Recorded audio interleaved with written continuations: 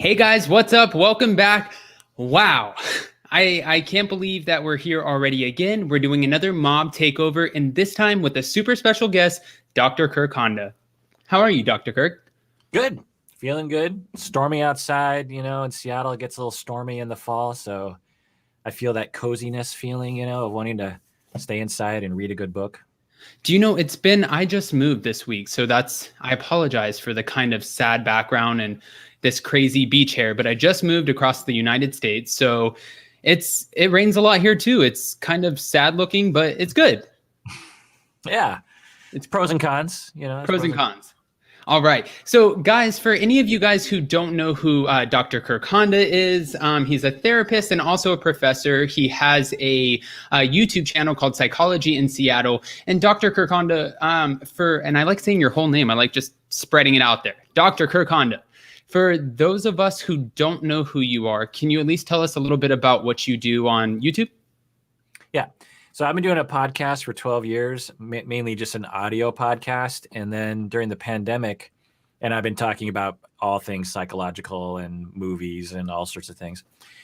And then during the pandemic, me and my wife sat down to watch Love is Blind because there's all this talk about it and 90 Day Fiance. And I thought, well, maybe I'll do that reaction video kind of thing, because I've seen that on YouTube.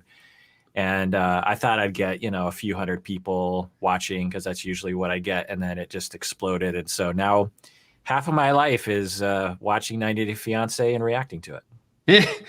You never thought by becoming a therapist and a professor that's where life would take you. Is sitting here just reacting to TLC. Exactly. All right. So, Dr. Kirk, I wanted to talk with you today because I think this is a really fresh, kind of fun perspective on TLC and the castmates who are obviously a part of the shows that we love. It's so easy for all of us to jump on here on YouTube when we are YouTubers, I guess, and that's our main job, and we're not therapists and professors. It's so easy for us to jump on and just kind of trash everything that's going wrong in their lives, right? But for me, I don't particularly like to do that. I kind of like to more so understand the people, where they're coming from, how they got there, and what it really looks like for them after. So I thought you would be the best guy to bring on today and talk about kind of TLC's hiring algorithm and how these people go back to a normal life after TLC. Yeah, it's got to be rough, right? Right. Afterwards and during. And you have to wonder, do they understand what they're getting into? And what is it really like? And I'm guessing you might have talked to some of the cast members too.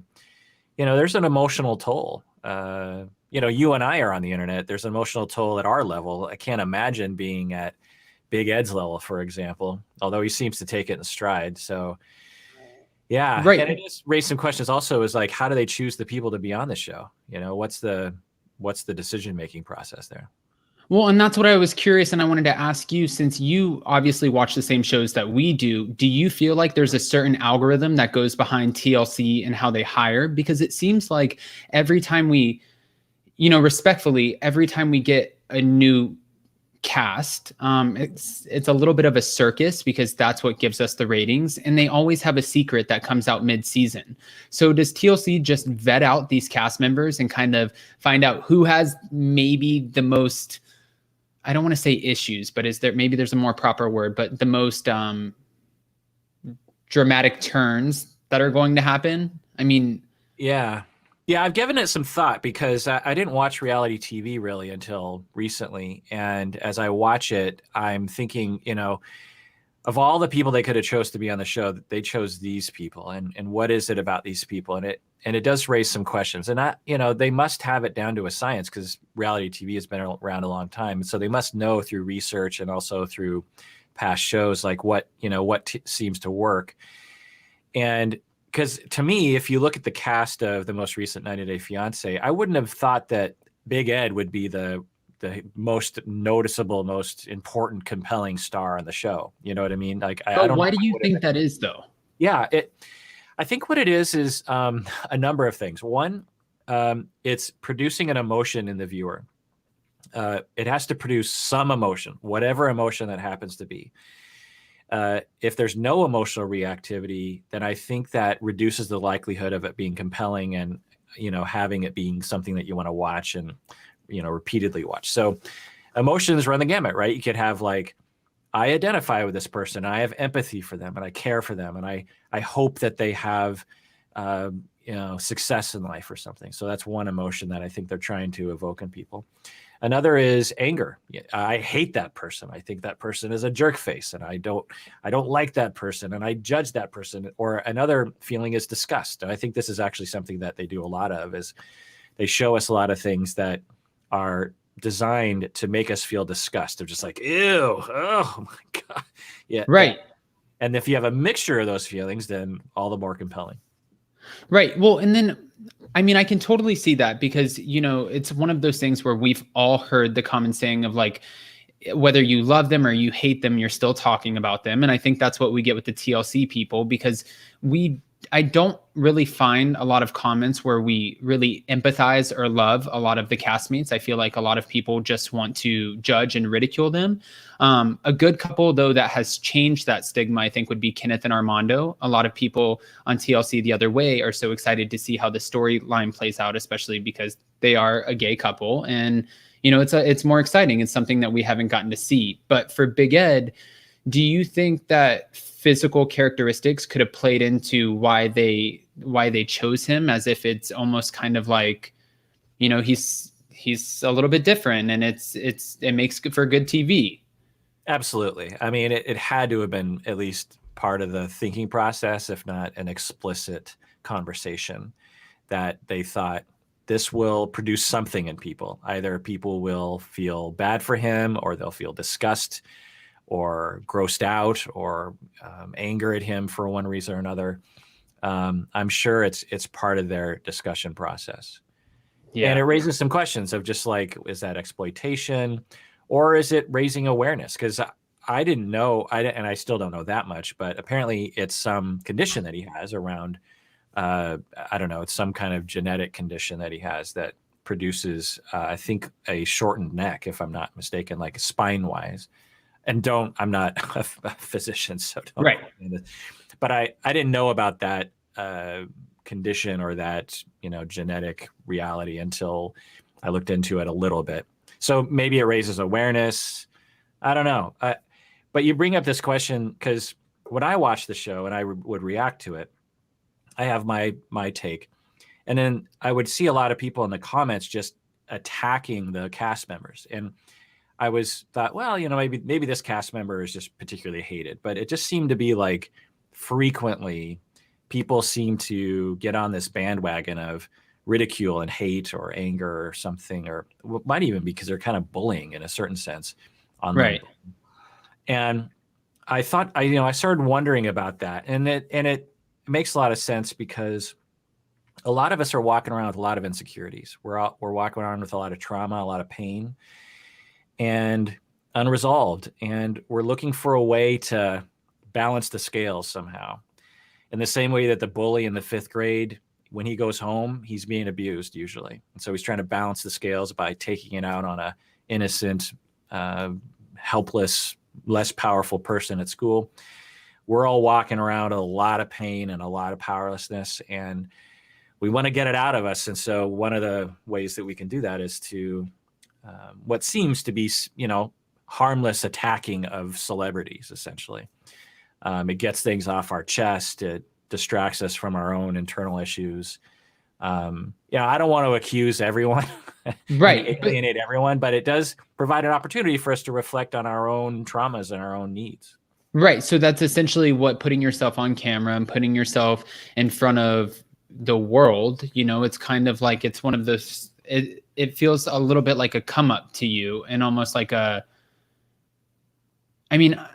and this is just my own personal perspective, so I'm curious what you think about this. If Big Ed would have been somebody who was bullied, or let's say Darcy and Stacy, they would have been bullied in high school, then it makes sense why they are trying so hard to have the attention in their adult life, right? And they go above and beyond to kind of still live as if they're in their 20s, as opposed to being 40, 50-year-old women.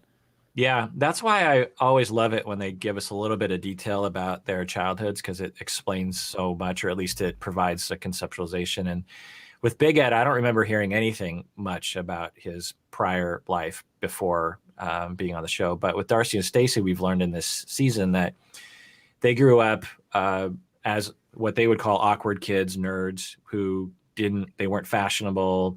No one wanted to talk to them. They apparently moved around from school to school, so they were always the new kid, and they were insular. You know, they were the weird, awkward chia pet head twins, as they called it. You know, right? And it, when you see their lives now, it kind of makes some sense that when we have those traumas, and just think about feeling an outsider, no one accepts you, and you feel dorky, and you don't look right, and no guys want to talk to you, and no one popular wants to talk to you, and then you grow up, and then you start to figure out, okay, I have power over my life now, and if I really work it right, I can be fashionable, and people want to be my friend, and I can be the cool one, and I can look down on other people, and it kind of makes some sense.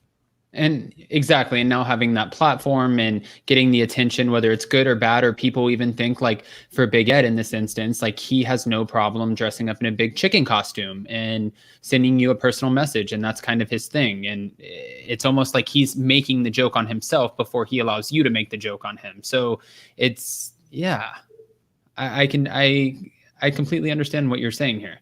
So now and maybe his, I don't know if I've seen a little bit of his Beyond the 90 Days show or whatever, where he reads tweets and stuff. And I was seeing a little bit about how he copes with that. And he seems to cope with it on the surface very well.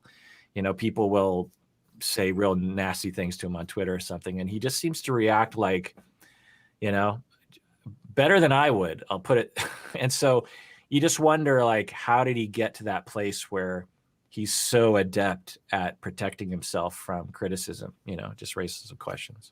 Right. No, and I agree with that. And I think that even though it is surface, it obviously doesn't make it hurt less on the inside. And that could totally be a mask. It's like having for example, like the big guy in school make the fat joke first or something like that. It could easily be that, and then something that's internalized. But Dr. Kirk Honda, since I like saying your first, last name, and your title, do you mind if we bring on a caller or two just to ask them and see what they think about this? Please. Yeah. And before I do, I just want to grab this Master of BlackJack. Who Said That game really quick, because we can't do this without that. And because every time I bring on a caller, I always ask them, Master of BlackJack's Who Said That game. Here we are. Who said that? Okay, so before I bring on a caller, Dr. Kirk Honda, do you mind if I ask you, and let's see how good you know your TLC on the game Who Said That? Okay, yes. All right. Here we go. I'm going to go. All right.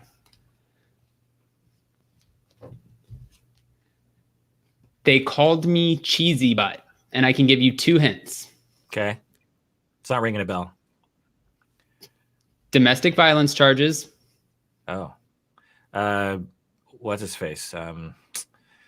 It's a girl. Oh. And $10,000 face. I've only watched some of it this year, so it is. No, that's okay. Do you know if I've seen this person? I believe you have. Larissa is the only person that comes to mind. It was Larissa. Okay. All right. I appreciate that. So let's bring on someone real quick and see what they think about Big Ed. Again, everyone who comes on, especially, please just respect that Dr. Kirk Honda and we both keep it clean. So just no vulgarity or aggressiveness, not on this conversation, because that's just not what we're here for. Hi, Shan. How are you? I'm so excited. My 2 favorite YouTubers on screen at once. Wow. We'll keep you around, Shan. Wait. Do I go finally ahead. play the game? Yes. I was going to say, before we ask you, or before you go on, can I ask you one of the cards? Please. All right. So on Who Said That, this one is, Good Husband. She's from Brazil. Yeah. Well, it's Karini. Wow.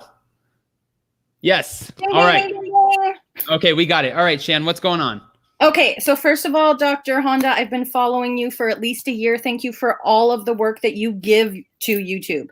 I feel it's very generous and I appreciate it. I've learned so much about narcissistic personality disorder, and I appreciate that. I can't tell you how much. Oh, I'm Wow. fangirling right now. Sorry. Wow. I'm really fangirling. So my second, I'm getting excited here. really my two favorite YouTubers on the screen.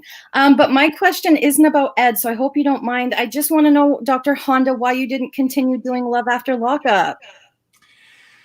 So I decided to do a number of one-off episodes. I talked about this, and as an experiment to see which ones people really wanted, and because I only have limited time, and so it wasn't one of the ones that people really took to. You know, for sure there were people that loved it, but there were a lot more people interested in some of the other shows that I did one-off of.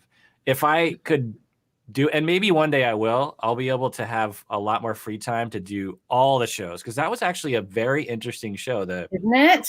that I watched. There's a lot there to talk about for sure. Exactly. Okay, that was it.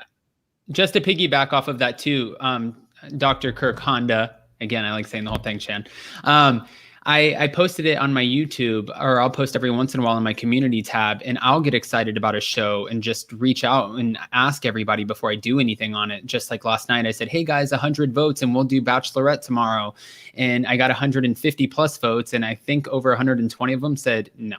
And I was like, okay, that's what we want. All right. Well, thank you so much again for both of you. And I love that you're from the Pacific Northwest, because I'm in Vancouver. Oh, yeah. A neighbor. Thanks, guys. See you soon. All right. Bye, Shan. All right. Dr. Kirk, moving on just real quick before we bring on our next caller, I just wanted to move on to, so we're going to also talk about Paul and Karini and Larissa, but I'm just curious about Larissa first. As far as Larissa, we know that she came to America with the full support of her family in hopes of achieving a better life, right? And sending money back to her family as well as her children to ultimately support them and have the American dream. Now, I think the American dream, that's such a broad statement. You know, the American dream could mean anything to anyone. And for Larissa, obviously physical attributes play a big role into that. I'm curious, do you think she's always felt like she wanted to be this person that she physically looks like today her whole life, and being a part of TLC and having these paychecks that just facilitated that, the ability to do that? Sorry, we're talking about Larissa right now? Yes, Larissa. Yeah. What was the question? Sorry. So I'm curious, has she always been this way deep down? Like she's always wanted to change her face, change her body, kind of be this person who, and I think this is respectful, or the best way I can say it, likes attention and likes the attention of having a different look, something that's more striking. Has she always felt like this inside, or has being in front of the TV screen kind of brought that out in her? Yeah, it's a great question, and I think central to her character in a lot of ways. I'll tell you that I've only watched, I believe, 2 seasons, and I think she's on like 4 or 5 seasons, so I'm not as caught up on the details of her life as you are. But one speculation that I've had while watching, and of course I'd have to ask her to confirm, is just this notion that from an early age, she realized. So for people who seem to pathologically garner attention, negative and positive attention, and they seem to over-focus, everyone wants attention. I mean, you and I are on YouTube right now. This is trying to get attention. So it's only a problem if it creates a problem. And so for some people, their effort of trying to get attention will hurt other people's feelings such that they don't want to give you attention, or they don't want to love you, or people hate you, you get negative attention. And she seems to exhibit some of that. It's hard to know because it's just what we're seeing on the TV show. But one of the speculations I have is that there are some people early in life that learn that the only way they can get attachment security, meaning someone that's there for them and a sense of emotional safety, you know, the sense that your parents are there for you when you need them, a sense that your parents like you and are paying attention to you and have your interest in mind. In order for her to experience that early in life, it seems as though maybe she had, because she wasn't getting enough of that, she had to try to get attention and demand it from other people such that she would get a little bit of attachment security. And what this does is it locks in your patterns in the way you see the world, such that as an adult, you end up shooting yourself in the foot by trying to get too much attention and not emphasizing more healthy ways of getting attachment security. I don't know, but Wow. I've treated people like that before. Wow. Okay. And then, so I think my next question is, and I think this is something that we all as fans invest ourselves into, because it's almost like the segment that we all know very well. Where Are They Now? Right. Where we see stars, celebrities, or former reality stars, and we see them maybe 100 pounds more coming out of a really bad gas station. They always seem to catch the worst sides of these people. But for Larissa, Life After TLC, we obviously know that she has her cam show, Cam Soda, or whatever the case is, that makes her a lot of money now. So TLC fired her because it's too much explicit content. But now that she's not on national television, is it going to be hard for her to go without that kind of notoriety as it fizzles out that she's already had it? So Larissa has a cam show? Yep. It's called Cam. It's on Cam Soda, and it's a more explicit where she shows off her plastic surgeries and kind of her, it's a little bit more intimate photos and stuff like that. Yeah. Well, it all comes down to, for me, when I watch this show, is what are their goals in life? What are their needs? So for Larissa, I would, again, I'll just talk about the people I've treated with this condition of pathological attention seeking as a proxy for attachment security. Is deep down, they have a need for attachment security. They want to know that people love them. They want to know that people are dedicated to them, that they're safe with other people, that they matter in the world. And so they're trying to get that done. But they believe that they can't get that done because they learned early in life, there's really no point in trying to get that done, but I can get a ton of attention. Right. So as she heads into this other activity, post TLC, is she getting her needs met? Now, can she do this cam and get her needs met in some other way? Maybe there's a healthy relationship or a set of people. Absolutely. Or is it just another manifestation of running away from attachment security and getting her needs met and toward that illusion and fantasy of attachment security through attention seeking? I don't know. We'd have to ask her. Okay, that's fair. And then I know this is a little bit off topic, and before I bring on another caller, may I ask you, and you can totally just decline to answer for sure, but would you consider Darcy to have the same, can I say condition? Yeah, condition, mental, perspective. Mental perspective. I like that. Yeah, so Darcy, I have a lot more data on, and I've seen, I think, everything that she's been on TLC. She's the person I know the most on these shows. And let me ask you a question before I answer your question. Do you feel like you care about them and you hope the best for them? Because I feel that way about Darcy. Do you know, I feel like I sympathize and I attach in ways to each castmate, almost as if there are things that I can relate to them on. Whereas like Big Ed, you kind of struck a chord a little bit where he could have been bullied. And a lot of us, we sympathize because we see this man. And I have an uncle that is in his 50s and he's like 4'7". And when I walk around with him with my brothers who are 6'5", and people look at him just crazy, it really upsets my family and my brothers, and it's something that he's always dealt with. And then I've had my own bullying thing. So then when I see Big Ed, I sympathize, and I think I can take a little bit of that sympathy and put it into each character until I see someone. And I don't know, again, you said you just watched a little bit, but 90 Day Fiance the other way, there's a couple on there, Brittany and Yazin. And Brittany came on the show. She's from West Palm Beach, which is the exact same place that I'm from. And her boyfriend on the show, his name is Yazin. He's from Jordan. He needs her to convert to being Muslim in order for this relationship to work. But you can completely tell her storyline is pre-produced, and she came on the show just to get some notoriety, and she had no intentions of ever being in a real relationship. So then when I see someone like that, I don't necessarily sympathize because I feel like I'm reading through a pre-produced storyline, if that makes sense. Yeah, that's unfortunate. I actually have seen that couple a little bit because my wife does watch that show, and sometimes I'll walk by the living room and sit down and watch that. And she's often yelling at the screen when it comes to them. And me and your wife have a lot in common. There was one scene though where I saw her just coming apart emotionally after she was yelled at by the family and by her, and her, fiance wasn't being very supportive. And so in that moment, it seemed genuine to me. It seemed like she was at least partially invested in this working. You don't see that? Well, see, and then my only thing, I've always been so interested, by the way, and I feel like I should have tried to go to school to be a therapist or something, because I love just dissecting where people come from, why, and really trying to understand. I love this stuff.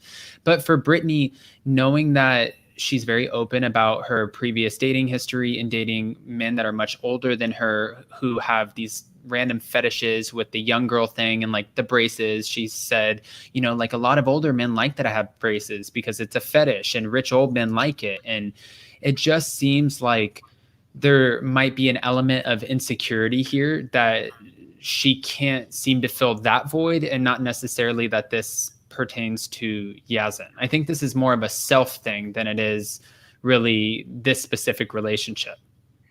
Yeah, I don't know if it's just my denial or my naivete or my hope of watching something and having it, because if it's fake, then it's like, why are we watching it? Exactly. Right. So I could just be deluding myself, but I would like to think that it can be all those things. It can be both the trying to get attention, just going on the show because you want your Instagram followers to skyrocket, trying to propel your career, and you also are looking for love and hoping that you can find someone to spend the rest of your life with in the way that all of us want, right? I'd like to think that those two things can exist, but of course, none of us can get inside her mind. Yeah, and no, it actually makes sense that you kind of just delivered that perspective, because in a sense, I was really kind of, I guess, looking at this through a tunnel with like blinders on, as if like she can't feel all of those things, and that's not necessarily true. So I appreciate you saying that, because it's really, yeah, she can feel all of those things. I didn't even, it's, wow, we see why you're the therapist. Well, because to me, when I was watching her, I think I was thinking a similar thing that everyone thinks. It's like, why are you involving yourself with this guy? Like, of all the people on the planet, why this person who has this family? There's so many barriers. Like, there's so many other people you could be dating. Why this person? And that is actually a question I have about Darcy and Stacey as well. It's like, why those guys? But anyway, Georgie seems like a nice guy. But anyway, so there are those questions that you have, and you're wondering, is this fake? But then when she had that breakdown where she was really falling apart, and that felt genuine. I don't know if you remember, she's in the car and she's just really coming apart emotionally. Right. That looked real to me. Like, that looked like I was actually worried for her in that moment. And I don't know what was happening in that moment for her, but that didn't seem manufactured. And so in that moment, I was like, oh, maybe there is some genuineness here. And for some of us, it might just be hard for us to understand decision making. Why would you, of all the people dating, why that person? People have probably said that about you and me. Why that person? So, no, yeah, I can completely sympathize with that, and I mean that makes sense. I guess again, that's why we have the therapist in the house, because you even opened my mind in this conversation to. Yeah, it's like, just because I feel like this is a pre-produced storyline doesn't mean that she doesn't have real emotions while she's filming, and when there's cameras in front of her face, and that those real emotions don't actually stem from somewhere. So that makes sense. All right. Yeah. Do you mind, Dr. Kirk, if we bring on another caller? Please. All right. Sad Star Podcast, how are you? I'm good. How are you, Adam? I'm good. What was that? First of all, you look glowing as always. And hello, Dr. Kirk. Hello. How are you doing? Good. It's an honor to talk to you. By the way, I love your videos and I listen to them all the time. And by the way, your videos help me a lot, by the way. So It's like I watched some of your videos and I can think back of some moments in my life, and it kind of makes things clear. So thank you so much for that. Great. Music to my ears. Wow. If you're talking about me, maybe you're talking about Adam. No, she's talking about you. No, about you, doctor. Oh, great. Music to my ears. That's why I do it. So Adam, what's up? No, well, I wanted to ask you, first of all, I love that Dr. Kirk, you're getting such an amazing response because, again, you have so many people who appreciate what you do and why you come on here. So thank you for being a content creator, because that's why we love you. And you just share a fresh, genuine, nice, clean perspective. And we don't get a whole lot of that on YouTube. It's, again, like I said earlier, it's very easy to jump on the bandwagon and talk about all of the things that are going wrong and not really try to understand where these people are coming from. So again, real quick, I do want to just say thank you for being here. Yeah, of course. And then Sad Star Podcast, I want to ask you, I have a Who Said That card, and then I wanted to see if you wanted to ask Dr. Kirk any questions. Sure. All right. So let's just pick a random one. Here we go. Oh my God, I'm so scared. I've heard Latin men are beasts in the bedroom. What? Who's that? Is that cold? No. It's not. Who? Give me a hint. Narrow. There's two hints here: narrow shoulders and no sleeve shirts. I can give you another hint. He's on Pillow Talk and he always crosses his legs. I don't know anyone on Pillow Talk. Is it the Robert, the guy? Tim, who's that?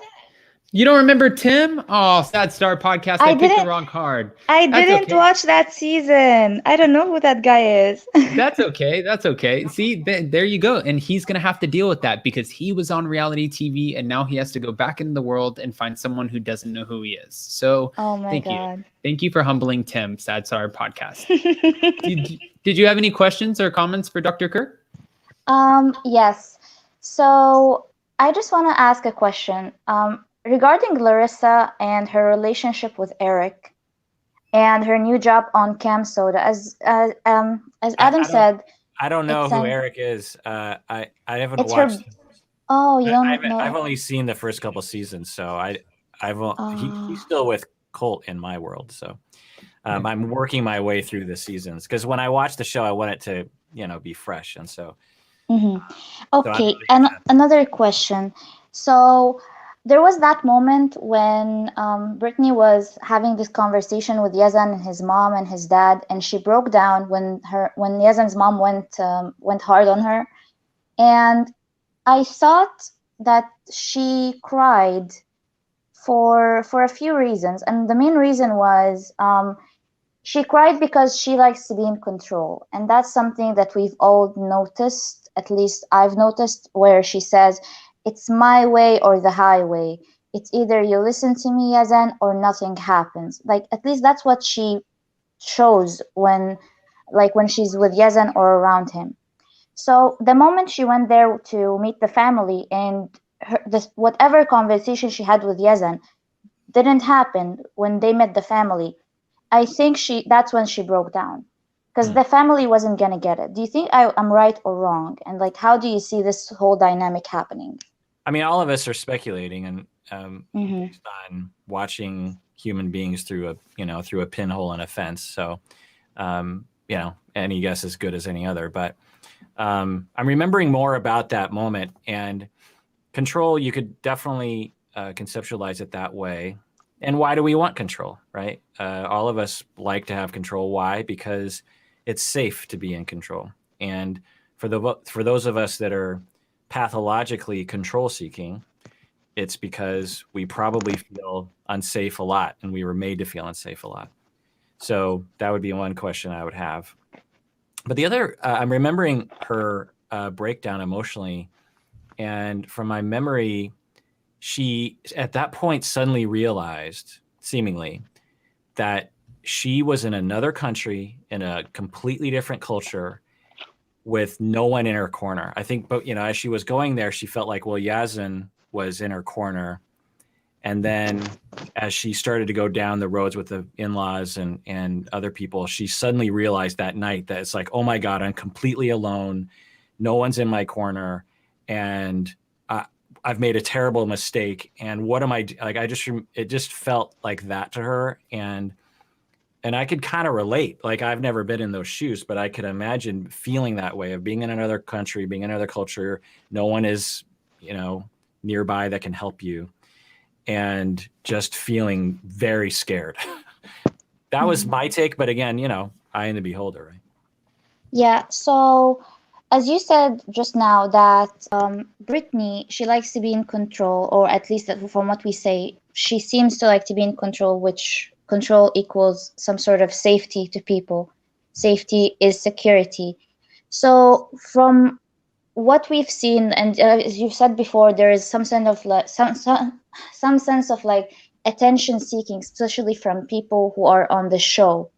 And she likes attention very much from her pictures, from the way she acts online. And from what, like at the beginning of her segment, her and Yazan, she had this song playing where she said that she's going to meet her Arabian man. She's going to get that Arabian money. So I'm starting to think that when she went there to Jordan, she thought that she's gonna have some sort of security, as we've said, safety and security with an Arabian man who has Arabian resources. Do you know what I mean? Like, Arab men have this some sort of like persona around the world that they're rich and they're famous and they have a lot of money, which equals security. Do you see what I'm going with this? Yeah. I mean, I think she was catfished. She catfished him. He catfished her. Or she catfished herself. I think she played a trick on herself when she was like thinking that she's gonna go there, thinking that she's gonna have an Arabian man, which is not, like, that persona is not true. I know because I'm Arab, so. Can I piggyback off of what you're saying really quick? Because Dr. Kirk did a video that I just watched where he was talking about Big Ed and Rose, and how Big Ed was immediately under the defense of going to Rose's country and having them possibly want money or resources for him. But then Dr. Kirk, I believe, please correct me if I'm wrong, you were explaining that it's really not uncommon. Like, we've seen where Rose came from and like what her village looks like, her community looks like, and why she would be hopeful that she would get some extra resources to kind of have what we consider now a come up, I guess. Mm-hmm. Yeah, right? Absolutely. Yeah. It's easy to judge or misunderstand when you are in a particular kind of privilege or cultural pocket or whatever it is that we're in. Me, I'll just speak for myself. I've never grown up in poverty in my life. And so I have to remind myself, like, there's a different world and a different set of needs that will emerge from that I'll just take for granted. The fact that, with Rose, for example, the fact that I know that I'll always have a job. Like, when I was growing up, it never occurred to me, like, I might not be able to earn money. I might not have food. I might not have a house. I might not have running water. Like, I just always knew, like, well, eventually, that'll work itself out. But for Rose, she definitely cannot say that. And so you might compromise a little bit in terms of your wishes in life to attain that, at the same time of looking for someone that you actually connect with emotionally, which seemed to be what she was doing in the beginning.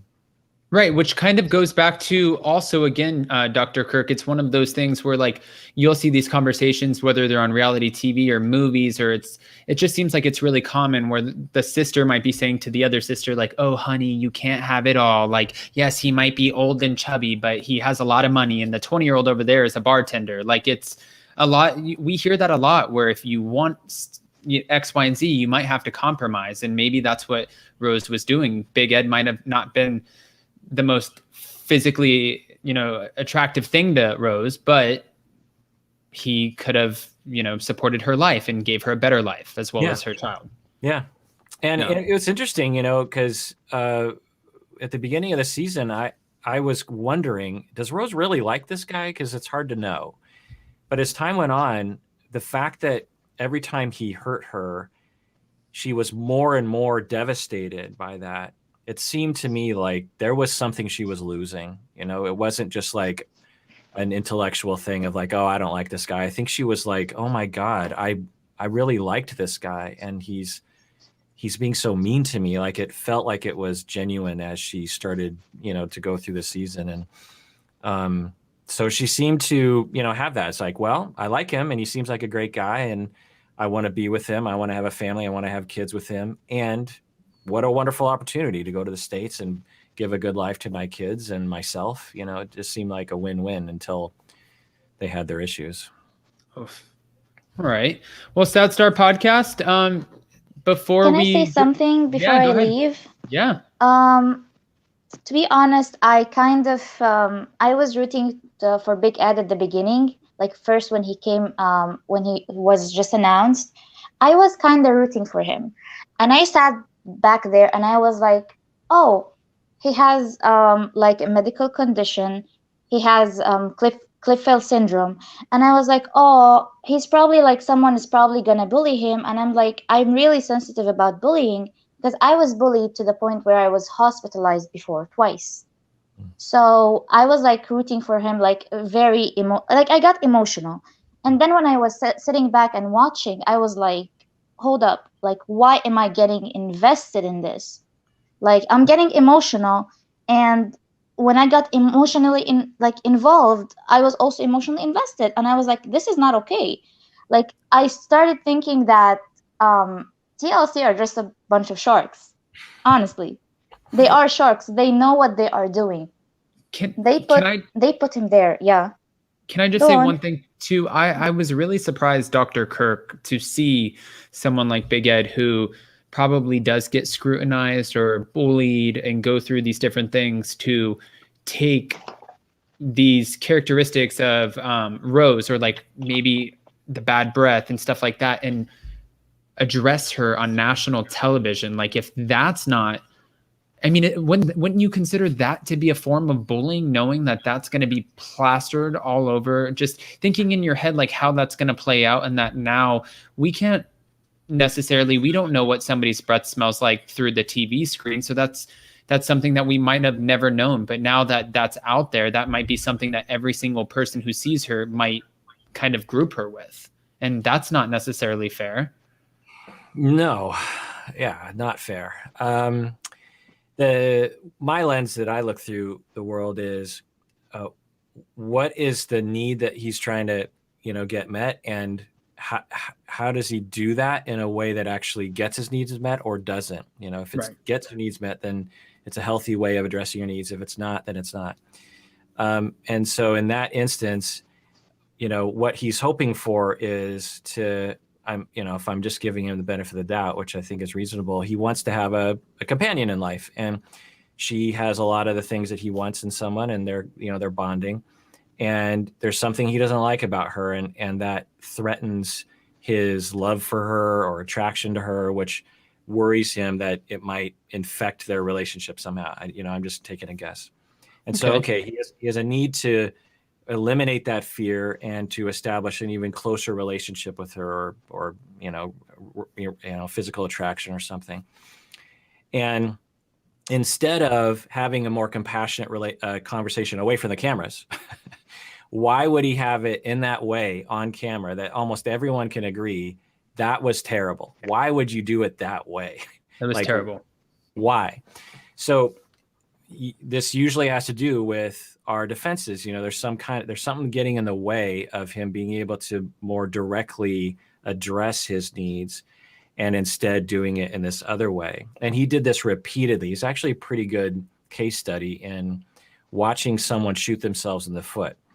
And you could frame it as bullying for sure, but every bully has a logical reason why they're doing what they're doing. And I never really knew what was going on with him because we didn't hear much about his past, but I suspected that early in life he had to learn how to depend on himself too much.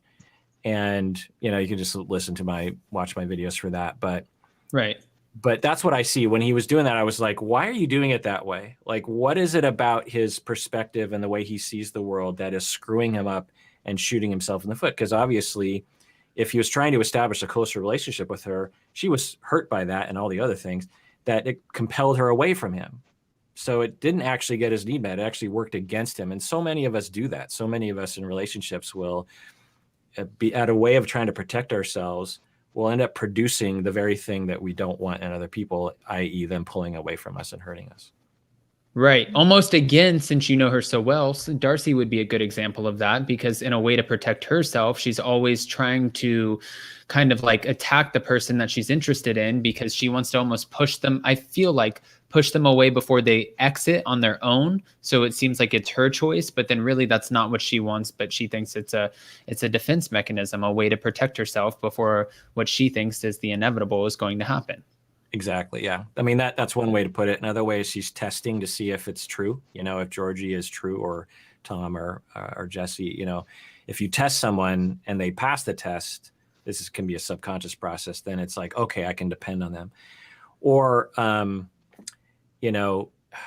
yeah, all that stuff. Right? Yeah, just like vetting them. Because clearly she wants a relationship, right? It's clear that she wants a secure relationship. So why would she shoot herself in the foot by, one, choosing the kind of people she chooses, which is one avenue of analysis, and two, how she treats particularly Georgie, because we haven't seen the same behavior from Georgie that we did with Tom and Jesse. Right. All right. Well, Stat Star Podcast, I appreciate you. We're going to go ahead and drop you down and move on to the last couple. Thank you, guys. Thank Bye-bye. you. And Dr. Kirk, I know you're a very, very busy man, so I'm going to go ahead and bring up Pauline Carini really quick, and then I'll get you off here. And again, I appreciate you. But as far as Pauline Carini, I wanted to bring them on as a topic of conversation only because I feel like this isn't something that's pre-produced. I feel like this was genuine. And I think that Paul used the show not for fame, but as a different avenue to get to Carini because of his checkered past, being the arson charges and all of that. And I feel like by getting with TLC, it made him able to get to Brazil to be with Carini. And it funded that for him. I don't think, like, as far as like Brittany and Yazan, I felt like Brittany was chasing fame. For Paul, I feel like he was just he's in his adult life and he's trying to kind of figure out where he's supposed to go from here, because he's essentially living with his parents. He has an arson charge and he can't get a job, right? But I'm curious, in your mind, I mean, why would somebody like Paul and Carini, why would they be picked for TLC? Well, I mean, they fit the criteria of the, person who doesn't live in the States and person who does, and the visa process. I suspect that they knew that Paul would be an interesting character because he is quirky. Let's just put it that way. And from the very early part of that season, they were kind of playing up that narrative that he's, shall we say, quirky. A little quirky, yeah. Yeah, and they and she, I guess, has certain physical characteristics that plays well on TV. That raises questions that I think this show often will raise questions for audience members. I'm never knowing, I never, because there's a lid for every pot. It's just hard to know like what attracts people and what doesn't. But I think one of the questions that the producer would be like, oh, I bet you this will produce that emotion in people of, he is the narrative they're thinking is like, he is a unappealing, lack of personality nerd, and she's an attractive, interesting woman who, and that odd couple mismatch will produce a lot of emotion in us of, and maybe, I could see, this is pure speculation, but I could see the producers also thinking maybe this will be one of the couples that audience members will pull for, Okay. Because like Kenny and Armando. Yeah, right. And of course the twist of the arson, which the TLC people must have known about prior, right? They always have a twist. Every single cast member usually has a mid-season twist. Like Georgie was married. Jeffrey, he had domestic violence charges and other stuff. I mean, I feel like everyone always has a twist. Yeah. With Jeffrey, they bit off more than they could chew. I mean, what do you think? Do you think they knew the extent to his charges? See, this is the only reason I do feel like they know, because my fiance and I, we were, I guess we went through the audition process for a reality show, and they reached out to us and they asked us, okay, well, you know, here we are, and like we want to take you guys to the next level, but in order to do that, you need to sign this, this, and this, and we need to get more information from you to go to the next part of the process, right? And with that, they knew our whole background, where we came from, like if we did any, criminal background, they knew it all.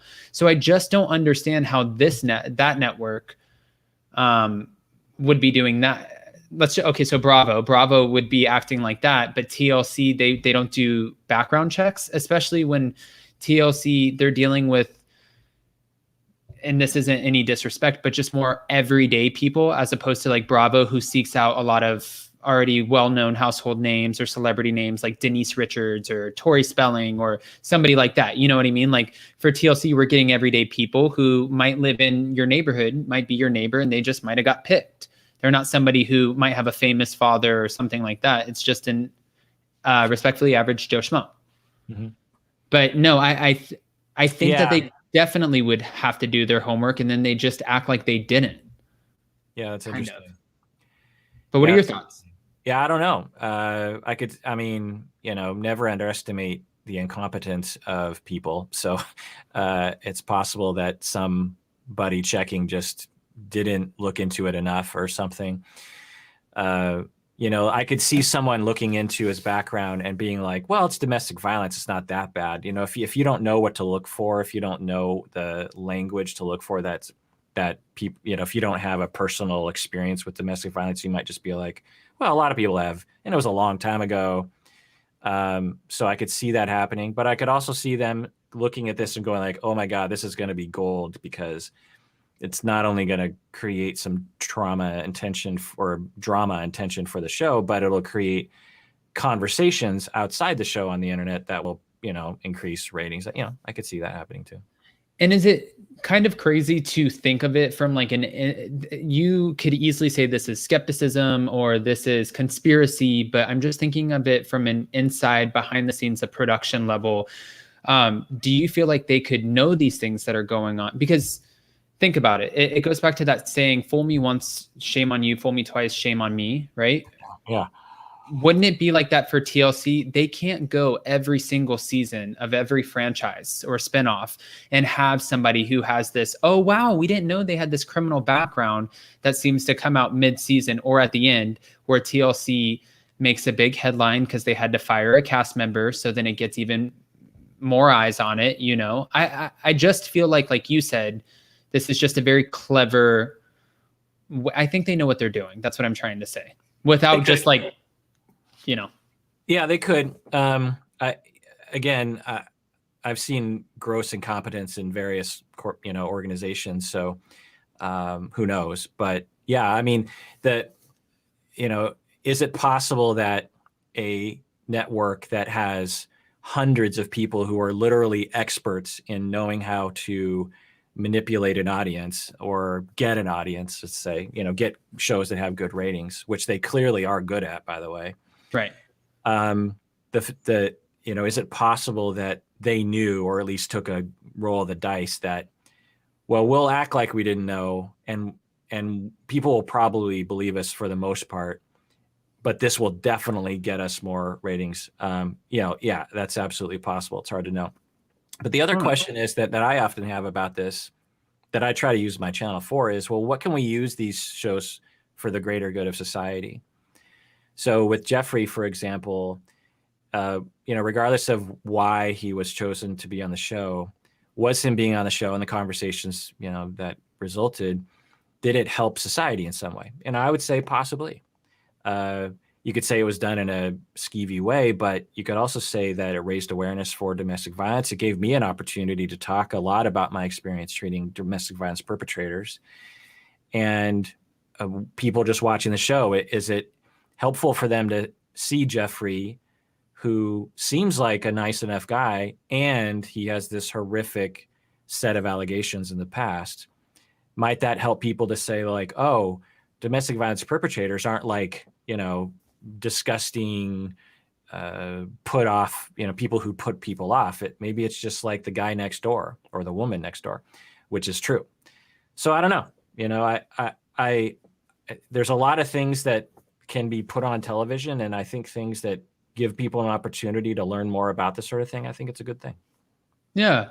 And I agree with you, Dr. Kirk, only because I think this is my third time saying this on this live, but I like how you just kind of took us to that place of trying to dissect this in a good way and figuring out what we can take away from these shows positive, maybe what can we learn, or how can we better understand somebody, as opposed to using this as just a big roasting session to completely obliterate somebody's character. You know what I mean? Like we just don't have to do that, and we see it so often. So I just want to say this was really nice. This was, I know it sounds cliche and a little bit to say this was therapeutic, but this was a really great conversation, and I feel really good about it. It was nice to have a conversation that doesn't go so far south and it's like gets a little messy.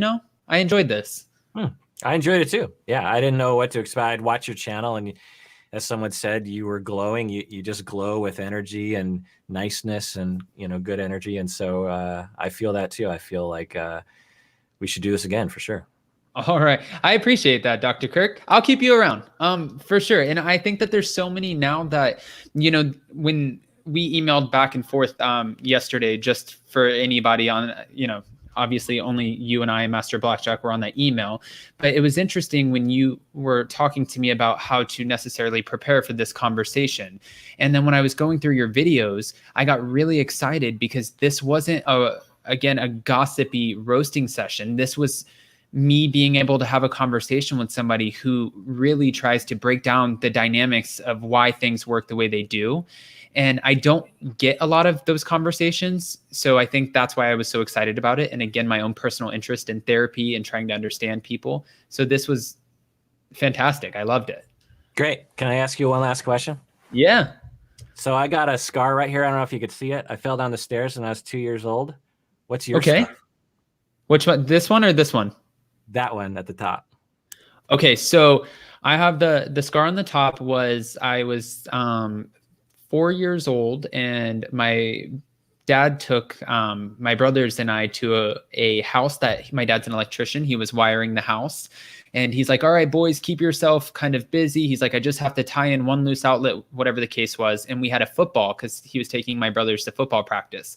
So my brother, as a joke with me, was like, hey, go run, catch the ball. So I'm running blindless, like whatever, right into a metal stud that was supposed to have a wall around it. So the metal stud split my head open, and my dad had to take me to the ER, and that's exactly what happened. But my mom was, can you imagine too, by the way, because that was my dad's night to watch me. So my mom was just like, what is going on? Did your brother Needless to say,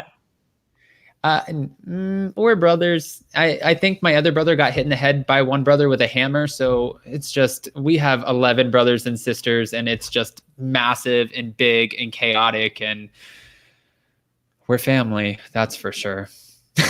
The mark of family.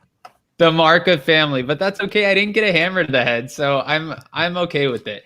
And you know what? Family, though, it's one of those things that as much as I just said at the beginning of this, I moved across the United States, whether it's short-term, long-term, I'm not really sure yet, but I had my family involved in my move because I thought it would be nice to kind of just have this experience with them, whether it was going across the country or whatever. And now we've been together for 3 weeks, and it's just, you love them and then you hate them at moments, and you fight and you don't, but you can never replace them. And you're just so thankful and happy you have these times with them. So I'm just positive and happy and good. You want to hit any of them over the head with a hammer? No, I don't, not yet, but give me 4 weeks and I might lean over that way. I don't know yet. But Dr. Kirk, I appreciate you again calling in today and just joining me. This was so amazing to have this conversation. And I hope if you're not, I know you're super busy, but if you have a free day, I'll email you and maybe we can set something up next week to jump on. Absolutely. All right. Thank you, Dr. Kirk. And if you guys haven't already, please like this video and go check out Dr. Kirk Honda on his YouTube channel, Psychology in Seattle. And is there anywhere else we can find you? No, that's probably it. Psychologyinseattle.com. Yep, psychologyinseattle.com. Okay, you're modest. All right. Well, then we'll see you next time. Okay. All right. Bye, Dr. Kirk. Bye.